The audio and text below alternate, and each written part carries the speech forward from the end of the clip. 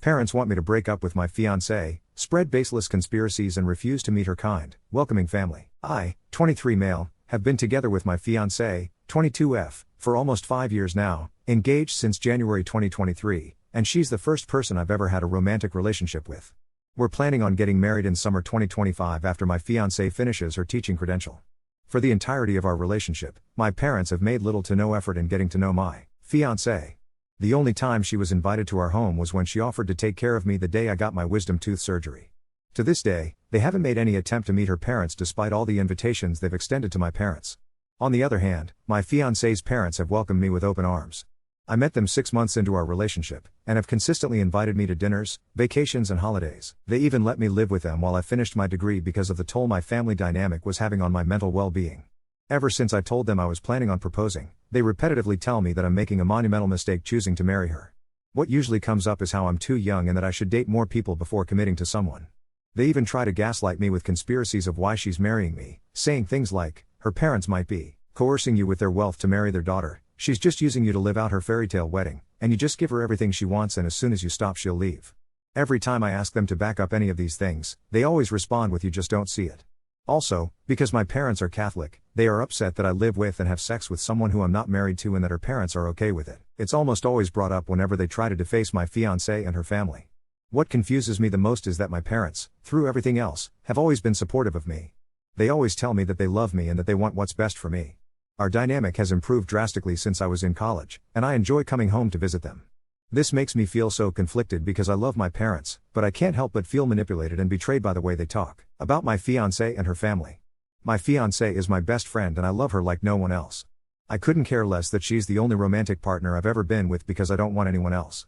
We respect each other, we trust each other, we want what's best for each other, and we communicate everything with each other. Her family is no different. They treat me like family and love me like their own son. What frustrates me the most is that my fiancé and her family are some of the best people I've ever known in my life, and if my parents just made an effort to meet them, they'd see how wonderful they are. At this point, I've given up trying to reason with my father on this because he doesn't even listen to what I have to say, so I've been trying to help my mother understand what my fiancé means to me and what I see in her. Even though she seems to listen and think about what I say, she'll revert back to the same mentality within a week. In the most recent conversation I had with my mother about my wedding, she told me that the thought of me marrying my fiancé makes her feel distraught, and that makes me sick. Despite everything, I still want my parents to be part of my future. Although I resent my parents for putting me in this position, the thought of losing them over this is equally devastating to me. Nevertheless, part of me wants to quit trying and let my parents isolate themselves from my future, but my fiancé and her family still want my parents to be part of our marriage and our future, despite everything my parents have said about them. As I begin planning my wedding with my fiancé and her family, this eats at me every single day.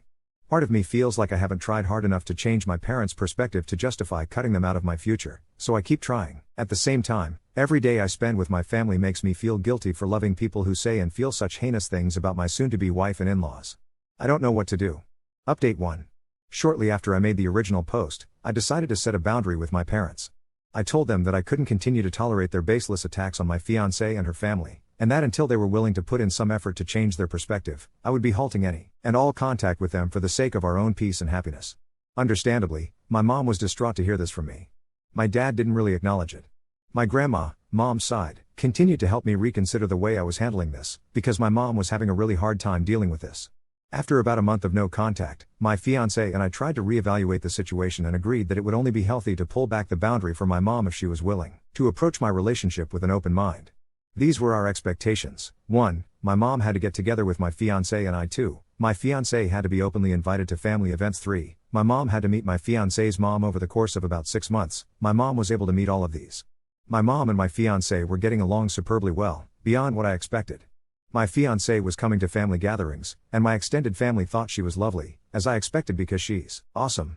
And we had a lunch where my mom got to meet my fiancé's mom. Despite everyone being pretty nervous, that also went very well. Through all of this, despite my mom feeling a bit better about my fiancé, she has been slow in coming around to the idea of me getting married. She's made a lot of progress though, so it's something we've been understanding of. The only thing left to do was to get my dad on board. I knew that would be tough from the get-go, but I was expecting my mom to help guide his perspective as she developed her own. With 5 months until the wedding, I decided to visit my parents and touch base with my dad about how he's feeling in terms of my relationship and getting married. I communicated to him that even if he wasn't fully on board yet, filling the gap with trust instead of fear would be the healthiest thing for everyone, including himself, and that we wanted everyone to celebrate with us on the day we got married. He was quiet and clearly holding back anger. My mom decided to try and communicate his concerns to me, and we got into a bit of a heated discussion. I reiterated the fact that they would never truly know everything that was going on in my relationship, and that the only way for our family to stay strong was to fill the gaps with trust, not with fear. When I added that I learned this from my therapist, that's when my dad snapped. He told me therapists don't care about anyone, and that the one and only therapist he went to compared him to Satan. I tried to be respectful, but he just cut me off and began going on a tirade which was as arguably worse than any conversation we had in the past about my relationship. You can probably guess how the conversation went, so I'll just lay out some of the crazy shit he said. I was a moron when I was 24, and believe me, so are you. You don't have a clue what you're doing. You two have had it easy being together during and since COVID. You didn't have enough hardship to test the relationship. You both never had other options. I don't know her parents, and I don't care to ever know them. As you can probably guess, I was furious. I was about to walk out, but I decided to try one last thing. I told my dad about a time I had made my brother feel bad about how he wasn't doing enough to better his life and his mental illness. I told my dad that even though I was coming from a place of love, I was hurting my brother, and that I apologized dearly to my brother when I realized this, because all I could do to help was be there for him and be optimistic for his future. Unbelievably, my dad decided to start guilt-tripping me about how I made my brother feel, and the whole message went right over his head.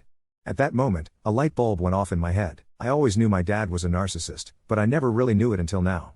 All his life, he had emotionally manipulated and scorned everyone in his life whenever they tried to confront him on something he did wrong. I was wasting my time, my emotional well-being, and harming my relationship, all for nothing.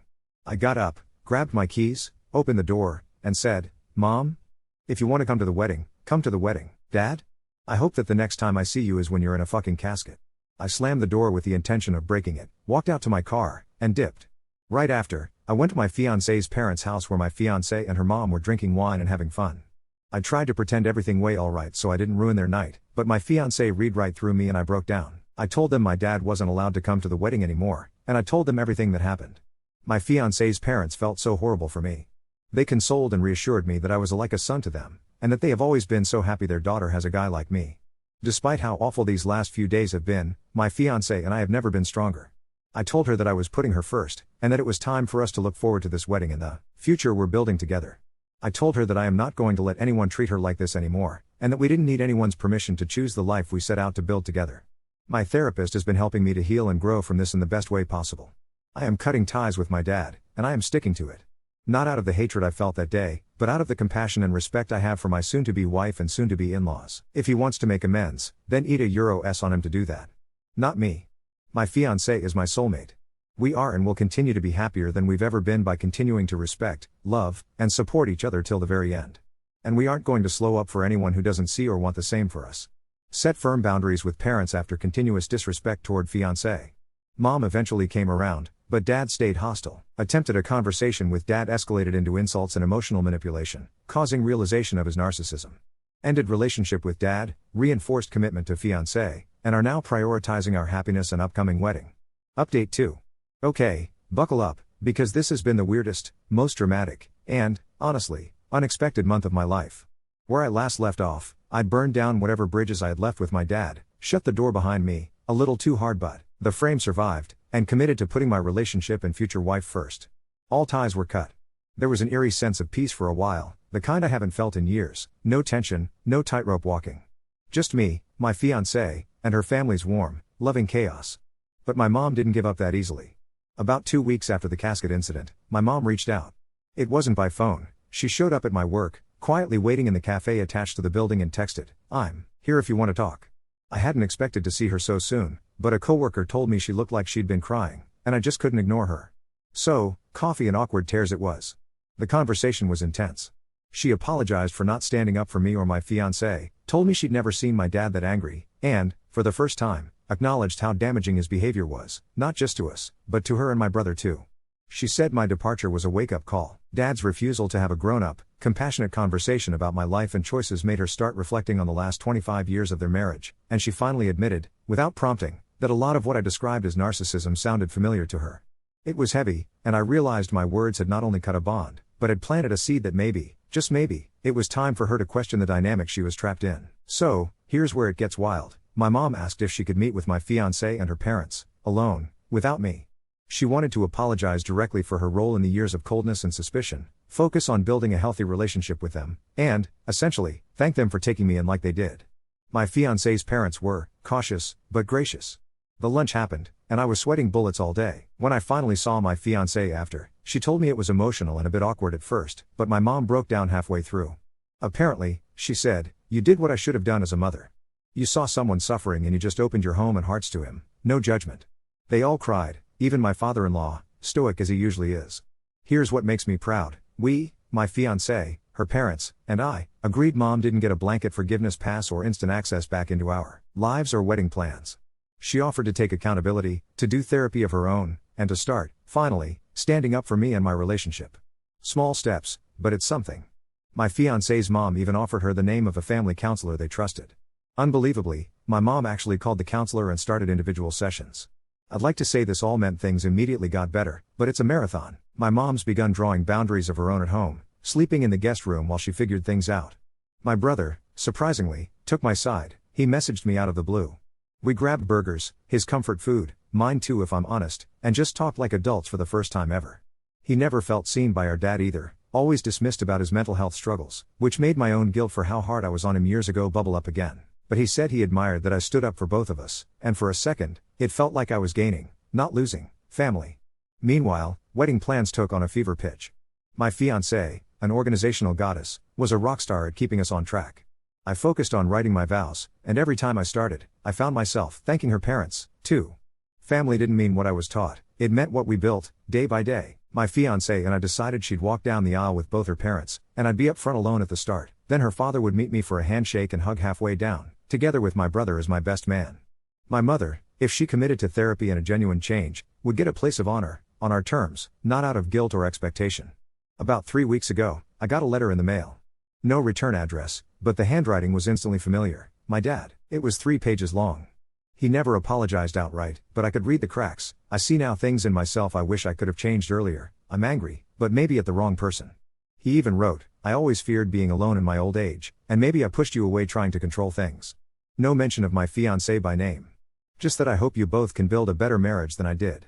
It didn't feel like closure, but it was something. At least he knows he's not the main character of my story anymore.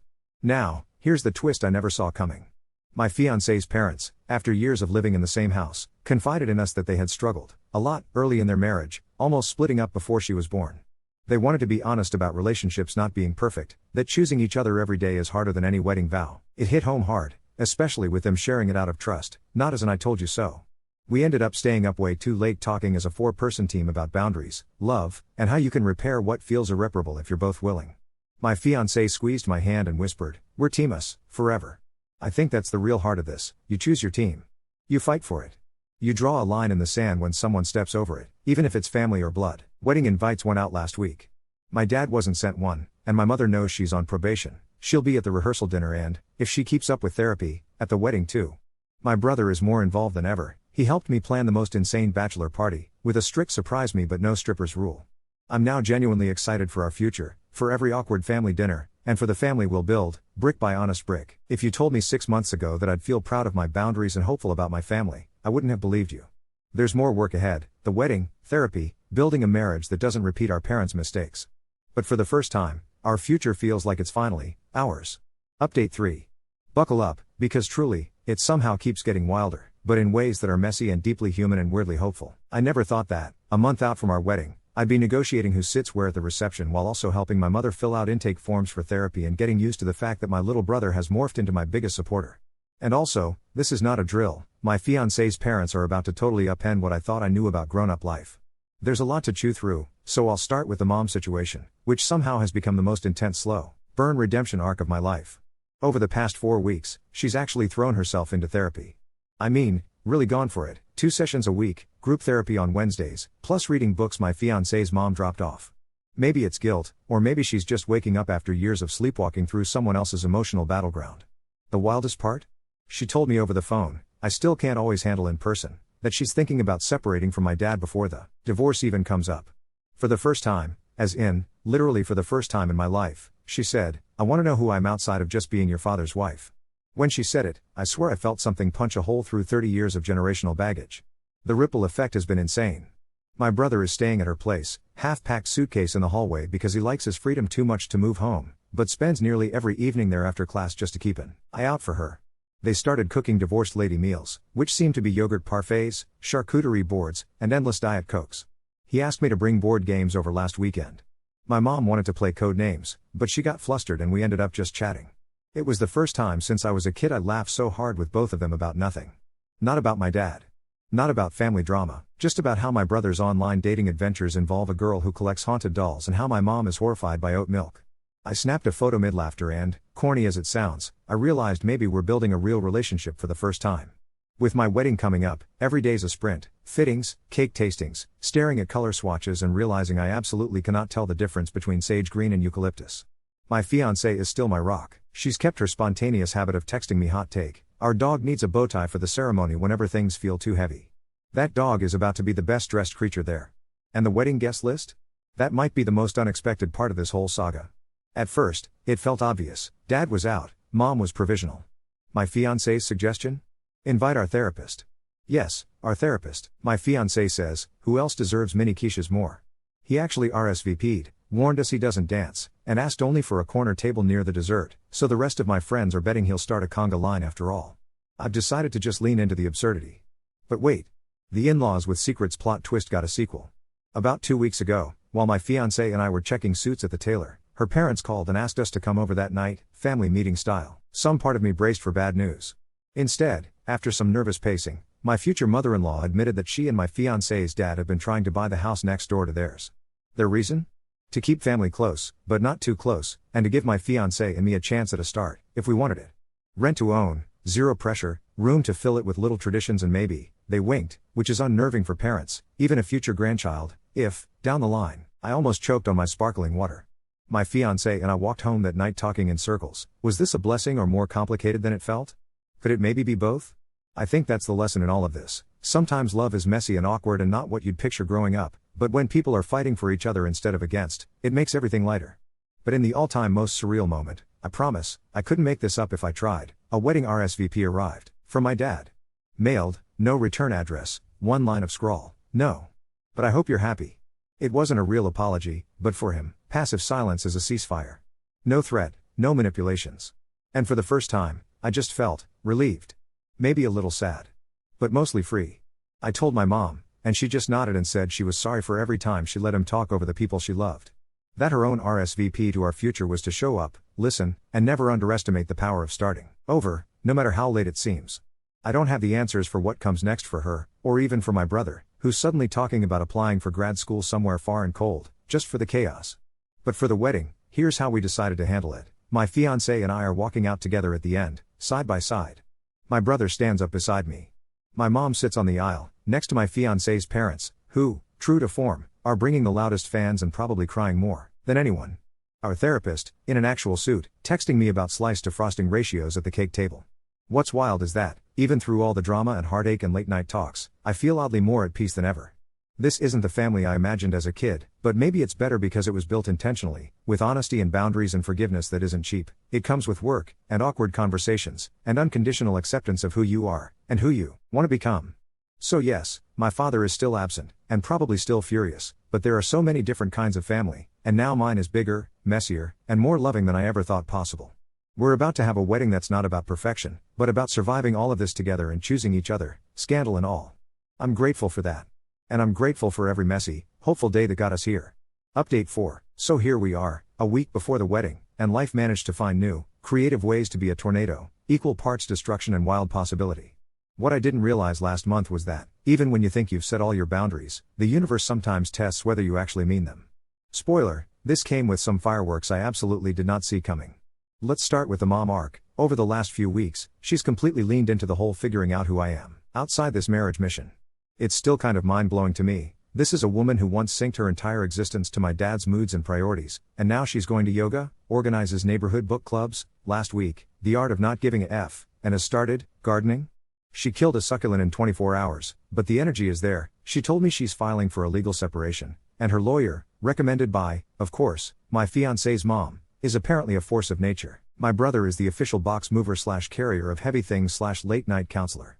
It's like they're forging a second adolescence for themselves, complete with Adam Sandler movies and ice cream trips. She's actually smiling again, a tiny, wary thing, but real. The most unexpected, high-octane plot twist came last Thursday night. My phone lit up with a number I hadn't saved but instantly recognized. The area code matched my dad's brother. I'd barely spoken to this uncle over the last decade, family politics plus don't rock the boat mentality, but there he was, hesitating on the line. The call wasn't random. Apparently, my dad called a sort of family summit. His siblings, a couple of old friends, basically anyone whose opinion might sway me. I'll spare you the full phone tree shenanigans, but the gist was, could you please invite your father, just for appearance sake? It would mean so much to your extended family. The emotional blackmail was obvious, but I calmly thanked him, said the invitation wasn't about optics, it was about respect. When Dad can treat my wife with dignity, he'll be welcome. Until then, no. There was a long silence, but, miracle of miracles, my uncle didn't push. Instead, he said he respected that, and shared that the family had always noticed my dad making everything about him, but were too afraid, or exhausted, to confront it. This is the moment it hit me. Generational patterns don't break with one argument, one wedding, or even one boundary. People have to make different choices again and again, sometimes for years, before things really change. Maybe my role isn't to fix that whole side of the family, maybe it's just to start something different with a person I love. Meanwhile, wedding prep is a slow descent into chaos of the best kind. The therapy jokes have become a running gag, to the extent that my brother threatened to sneak a fake family group counseling sign onto our rehearsal dinner table. My fiancé, hair full of trial run flower pins, is 70% laughter and 30% if I have to taste another vanilla almond cake, I'll combust. Her parents? Still annoyingly perfect, still refusing to treat us like we're charity cases. The house next door landed in a weird limbo. It turns out, there were title issues. Rather than stress, her parents threw a massive backyard crawfish boil, inviting us and my mom, who brought vegan chili, because she's trying things. It was surprisingly perfect. My mother and my future mother-in-law ended up in a 2-hour deep dive on books and podcasts, exchanging numbers. Yes, the exchange of numbers. I think the purest moment, however, was our pre-wedding counseling session. The therapist still claims he won't dance. We were asked to write 5 hopes and 5 fears for our marriage, exchange them, and then share. My fiancés were, as always, a masterclass in honesty. I hope we never stop making fun of our own awkwardness. I hope our future kids inherit your weird eyebrows. My own fear list surprised me. Half of it was about repeating old mistakes, but the other half was about becoming so protective of my new family that I forget forgiveness is still a muscle we have to exercise, with imperfect people, as well as each other. The last few nights have been full of future nostalgia. We walk the dog and talk about what it'll mean to carve out traditions, to screw up and make up, to not worry about keeping up appearances now that we've officially stopped pretending for anyone, ever again. It's scary, but the good scary, the earned scary. Now, for the postscript drama, my father made one more move this week. I got a certified letter delivered to my apartment, no return address. Inside, 2 tightly folded sheets. 1, a list of what I've done for you through the years, grown, but, buried at the end, a single paragraph unlike anything I'd expected. You're right, I have been angry at the wrong things. I hope you have a better life than I figured out for myself. The door is open, but I won't chase you anymore. Not quite forgiveness. Not really warmth. But, crucially, not an attack. In other words, his version of acceptance. I think that's all I ever wanted to hear, even if I wish it had sounded different. For now, it's enough. So, with 6 days to go, here's how things look. My mom is steady and, miracle of miracles, excited about her future, with or without my dad. My brother just got into a grad program 2 states away, officially breaking the mold. My fiancé and I are about to get married in a whirlwind, hybrid family, therapy affirming, gently chaotic wedding with real love at its center and a guest list that looks nothing like the ones in childhood fantasies, but so much better. And, for good measure, our therapist is bringing an extra box of tissues to the ceremony, in case I get inspired. I can't say everything is tidy or that every scar is healed, but real, healthy love is messy, sometimes sets fire to what you thought was family, and then rebuilds it on stronger, weirder, more honest ground.